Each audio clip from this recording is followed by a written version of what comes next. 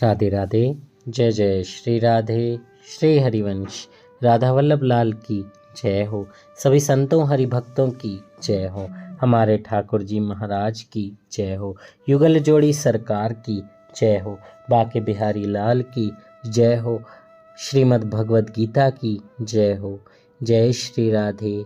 बहुत बहुत स्वागत है आपका हमारे चैनल में।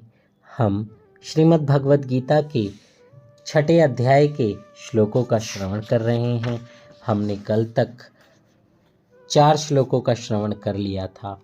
आइए आज हम 5वें और छठे 2 श्लोकों का श्रवण करते हैं और सुनते हैं कि भगवान श्री कृष्ण अर्जुन को क्या क्या दिव्य ज्ञान दे रहे हैं।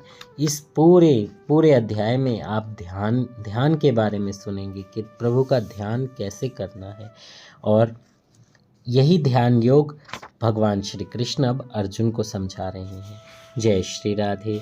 आइए 5वें श्लोक का श्रवण करते हैं। जय जय श्री राधे। उद्धरेदात्मनात्मानं नात्मानमेव साधयेत् आत्मैव ह्यात्मनो बन्धु आत्मैव रिपुरात्मनः। जय श्री राधे। श्री हरिवंश भगवान श्री कृष्ण अर्जुन से कहते हैं, मनुष्य को चाहिए कि वह अपने मन की सहायता से अपना उद्धार करे और अपने को नीचे ना गिरने दे।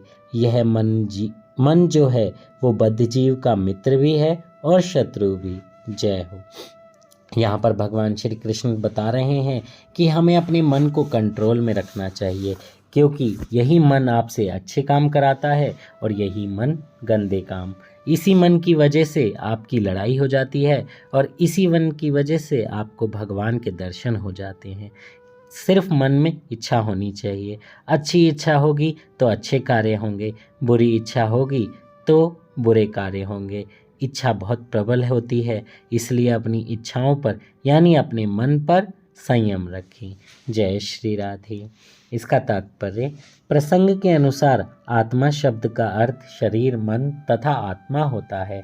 योग पद्धति में मन तथा आत्मा का विशेष महत्व है, क्योंकि मन ही योग पद्धति का केंद्र बिंदु है। अतः इस प्रसंग में आत्मा का तात्पर्य मन से होता है। योग पद्धति का उद्देश्य मन को रोकना तथा इंद्रिय विषयों के प्रति आसक्ति से हटाना है। यहाँ पर इस बात को बल दिया गया है कि मन को इस प्रकार प्रशिक्षित किया जाए कि वह बद्ध जीव को अज्ञान के दलदल से निकाल सके। इस जगत में मनुष्य मन तथा इंद्रियों के द्वारा प्रभावित होता है।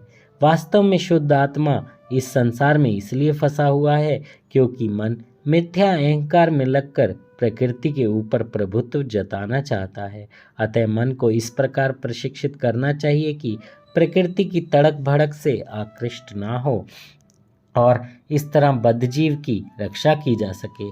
मनुष्य को इंद्रिय विषयों में आकृष्ट होकर अपने को पतित नहीं करना चाहिए। जो जितना ही इंद्रिय विषयों के प्रति आकृष्ट होता है वह उतना ही इस संसार में फंसता जाता है। अपने को विरत करने का सबसे अच्छा साधन यही है कि मन को सदैव कृष्ण भावना अमृत में निरत रखा जाए। ही शब्द इस बात पर बल देने के लिए प्रयुक्त हुआ है, अर्थात इसे अवश्य करना चाहिए। तो भगवान श्री कृष्ण यहाँ पर यही कह रहे हैं कि आप मेरा नाम जप करो, मेरी सेवा करो, मुझे पुकारो, प्रेम से मुझे बुलाओ, मुझे खिलाओ, मुझे पिलाओ। आप जो सेवा करना चाहते हो करो, लेकिन कृष्ण भावना भावित हो जाइए, कृष्ण भावना अमृत के सागर में बह जाइए, आपका कल्याण होगा। जय हो। अमृत बिंदु उपनिषद में भी कहा गया है, मन ही मनुष्य के बंधन का और मोक्ष का भी कारण है। इंद्रिय विषयों में लीन मन बंधन का कारण है और विषयों से विरक्त मन मोक्ष का कारण है। अतः जो मन निरंतर कृष्ण भावना अमृत में लगा रहता है वही परम मुक्ति का कारण है। जय श्री राधे। श्री हरिवंश। आइए छठे श्लोक का श्रवण करते हैं। जय श्री राधे।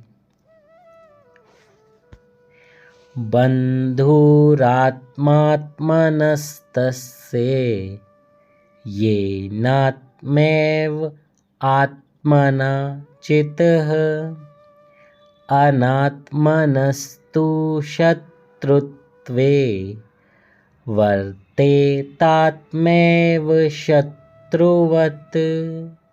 जय श्री राधे। श्री हरिवंश। अब भगवान श्री कृष्ण अर्जुन से कहते हैं, जिसने मन को जीत लिया है उसके लिए मन सर्वश्रेष्ठ मित्र है, किंतु जो ऐसा नहीं कर पाया उसके लिए मन सबसे बड़ा शत्रु बना रहेगा। जय हो। अष्टांग योग के अभ्यास का प्रयोजन मन को वश में करना है, जिससे मानवीय लक्ष्य प्राप्त करने में वह मित्र बना रहे। मन को वश में किए बिना योगाभ्यास करना मात्र समय को नष्ट करना है। जो अपने मन को वश में नहीं करता वह सतत अपने परम शत्रु के साथ निवास करता है और इस तरह उसका जीवन और लक्ष्य दोनों ही नष्ट हो जाते हैं। जीव की स्वाभाविक स्थिति यह है कि वह अपने स्वामी की आज्ञा का पालन करे, अतः जब तक मन अविजित शत्रु बना रहता है तब तक मनुष्य को काम, क्रोध, लोभ, मोह आदि की आज्ञाओं का पालन करना होता है। किंतु जब मन पर विजय प्राप्त हो जाती है तो मनुष्य इच्छा अनुसार उस भगवान की आज्ञा का पालन करता है और सबों के हृदय में परमात्मा स्वरूप स्थित है। वास्तविक योगाभ्यास हृदय के भीतर परमात्मा से भेंट करना और उनकी आज्ञा पालन करना है। जो व्यक्ति साक्षात कृष्ण भावनामृत स्वीकार करता है वह भगवान की आज्ञा के प्रति स्वतः समर्पित हो जाता है। जय हो, जय हो। कितना प्यारा ज्ञान इन दोनों श्लोकों में हमें मिला। और सबसे मूल बात यही है कि आप भगवान श्री कृष्ण की सेवा करें, उनके चरणों में अपने आप को बिल्कुल ऐसे लगा दे जैसे आप कुछ नहीं हैं, सिर्फ भगवान हैं और आप सेवक हैं। जो काम करें भगवान श्री कृष्ण को समर्पित कर दीजिए, कोई भी गंदे आचरण नहीं कीजिए। कृष्ण भावना भावित होकर सारे कर्म फलों से ऊपर उठकर भगवान का स्मरण कीजिए, नाम जप कीजिए। आपको जीवन में बहुत आनंद मिलेगा, बहुत सुख की प्राप्ति होगी। जय श्री राधे। श्री हरिवंश। राधा वल्लभ लाल की जय हो। सभी संतों हरि भक्तों की जय हो। श्लोक कहने में अगर मुझसे कोई त्रुटि हुई हो तो मुझे क्षमा कीजिएगा। जय श्री राधे। श्री हरिवंश।